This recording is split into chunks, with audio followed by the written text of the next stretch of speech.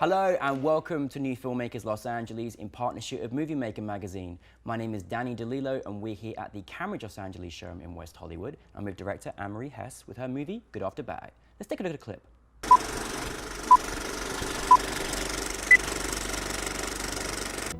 Crusty.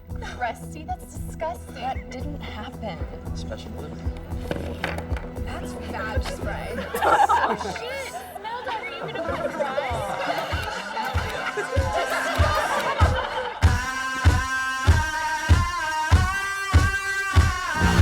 This night ain't for the faint of heart, for the faint of heart, for the faint of heart. This night ain't for the faint of heart, 'cause the faint of heart don't fall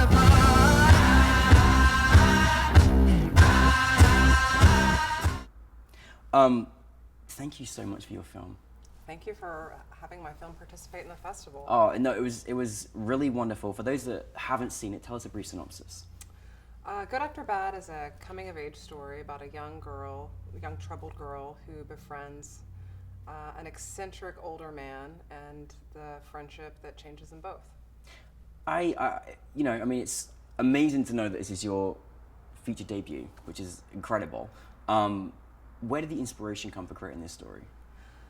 Well, the story, it's a number of things. I mean, I think a number of people, I took a little bit of truth from a lot of places in my life. Mm-hmm. It's certainly not biographical, but there are elements of it that that are just things that resonated to me from growing up. You know, I did have a mentor who came into my life and really helped me at a time when I needed somebody. And I just also love the coming of age genre. You know, when you're a teenage girl and you're trying to figure out who you are and where you fit in the world and what kind of person you want to be, it's a tough period of time. Yeah. And, it's just always spoken to me, films in that topic and that genre. Yeah, it reminded me of that time, you know, when we've all been through that, obviously, and it is a really, really tough time. I just fell in love with just the characters, you know, with Shelley and Wes and Greg. I just instantaneously, as soon as they came on the screen, I was just like, I'm interested in your story and your journey. So good to hear. It really was, and it's amazing that I felt it almost so quickly. How do you come about bringing your cast together? My casting director, Michael Tester, brought Maddie to me, and I saw a number of really talented girls, but she just had such she's a very naturalistic actor. She doesn't have much formal training either, which I find astonishing, and she's had her own TV show, and she's got a new show now that's coming out on YouTube Red, but she's just very intuitive, and she also had some experiences in the past that made her feel connected to the character, and that's, I think, what really made it pop. She did a fantastic job, and she is, you know, so much is required of her character to kind of really go through what she's going through with her mother and her own family. You know, as a director, how do you sort of like direct someone who's going through quite a journey like that? I mean, you talked about how emotionally she should be affected, or, you know, how do you work about that as a director? Yeah, I mean, I don't necessarily want to tell her how to feel. I want her to feel the way you have her own connection to the character and her own journey with the character. So she and I talked through the scripts, and we went through the big scenes, and I asked her what she thought was going on for the character, and we kind of went back and forth like that and collaborated. I think that was the best way to go about it, because as a director, I don't want to dictate the experience. I want something organically to come out through both of us. The character of Greg, I love that relationship with, you know, with Shelley. It's almost like he saves her at school, and you're just so happy they found each other when she walks into school, and she's just like, you know, I'm great, and he's there right next to her. That's just a lovely relationship to sort of see together. How is it, you know, getting those two to work together and sort of building that kind of friendship that they have in the movie? Awesome. I mean, Dabier, who played Greg, he is just the sweetest guy. He has so much heart. I mean, I still get text messages from him. He's still cheering me on about things. Yeah. And I just think he and Maddie got along right away. It's we did some rehearsals kind of like right before we started.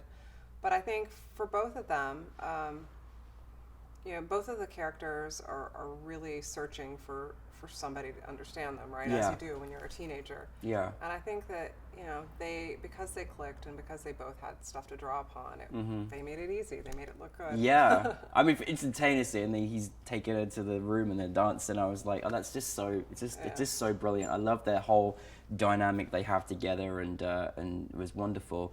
You know, and with Wes as well, and actually I think someone even mentioned this in the audience last night, you know, it's kind of nice, you know, in this day and age to sort of see that, you know, a young girl who's trying to find her way in her life, you know, was mentored by someone older, and it was almost paternal in a way that, you know, you couldn't describe to anybody, but there was that relationship, you know, it was, he was looking at like a long lost almost daughter. Obviously he had a fantastic actor, you know, to play Wes. How did you work with him to sort of create that sort of relationship with her? Well, he had his very specific ideas about Wes. I mean, he felt like he knew this guy very well. And, you know, so I was very supportive of a lot of the choices he wanted to make, and vice versa. And I think he and Maddie, because both of them are kind of intuitive actors, they hung out.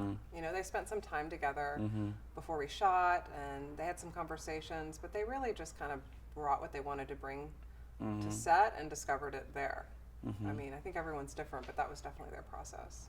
And, you know, again, I'm also absolutely in love with the coming of age genre, and they always have a really good, you know, the ones that you remember always have this really good soundtrack. I always remember like Garden State being a coming of age, and I remember every song in that. Oh, that's such a good soundtrack. No, but in reflection to you, I felt the same about your movie. Every single time you brought the elements of, you know, of a song in there, I was like, it just moved, the whole movement, the emotion of it. Was that something intentionally you wanted to do? Because I just felt your soundtrack was fantastic. Thank you. Yeah. And yeah, I mean, I wanted to do that, and I'm glad that I succeeded. For you, it's a hard thing to do. I mean, music for me growing up is so important. When coming of age is, a lot of it's music. Yeah. Or at least, you know, you discover a song that makes you feel like you're not alone, or somebody gets you, and it's just such a big part of growing up. So I definitely wanted it to have that energy. But music is very expensive, and It is, right? Yeah.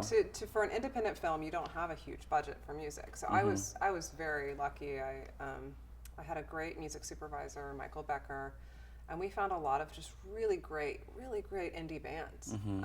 And there were a couple musicians, Dax Riggs, I have 2 of his songs in my film that I was already a fan, but he's, you know, small artist, and we were able to talk him into getting a couple songs, but it's tricky. That was a labor of love, and you know, the music, securing the music was all the way to the end of post. It's just still trying to get the contract signed because it's hard. It is hard, yeah. But anyone they know is an independent filmmaking, that getting the music together is a very difficult thing, and expensive as well.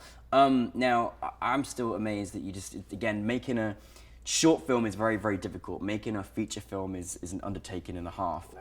What, you know, for you going into this in your first project, as many people I'm sure out there will do one day, what was that like to be like, I'm making a feature? Like, was there any huge challenge that you felt like when you were making it, either like before or during or after? God, it's the hardest was it thing all I've ever easy? done in my life. Are you kidding me? It's so difficult. I mean, but it's an awesome privilege. I mean, I've been wanting to make a film for many years, and trying to get the money and the right idea and the right actor that would help me maybe get the rest of the money. I mean, it's a long road, and then when you finally get there, you know, chances are with your first film, you're not going to have a huge budget. You have limited resources, and you really just you have a small number of days. I think we had 18 days, 3 6-day weeks. Wow. And the days are just packed. Yeah. So the best thing you can do is prepare and prepare and prepare, and then even then you're up to like, you know, you're not sleeping, you're trying to figure out the shots you didn't get and what are you going to get the next day. But it's awesome, you know, because you get there to set every day, and everyone there hopefully loves the project, and they're there to help you. And you get to try to bring a vision to life, and it's an awesome feeling and an awesome privilege, but you know, it's a challenge. It's a challenge, right? Your team is everything.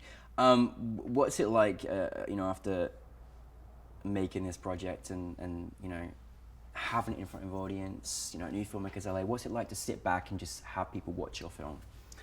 Well, NewFilmmakers is great because it's a festival for people who love film, and everyone who's there was really gracious and wonderful and wanted to see film. It's also like a party. Yeah.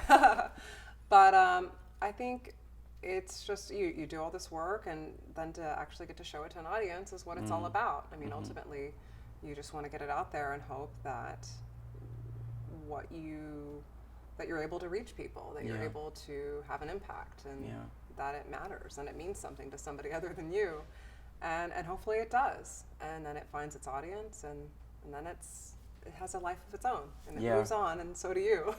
Yeah, I know. It's sort of one of those it's one of those films you didn't really want to end. You sort of wanted to see what was going on, but it was lovely to see this sort of resolution, and you really go in depth with the journey of these characters, and you become really involved with them. It's so I felt like it was very personal. It was almost like on the bird's eye looking into these lives, and it was a really beautiful film. What is next for you?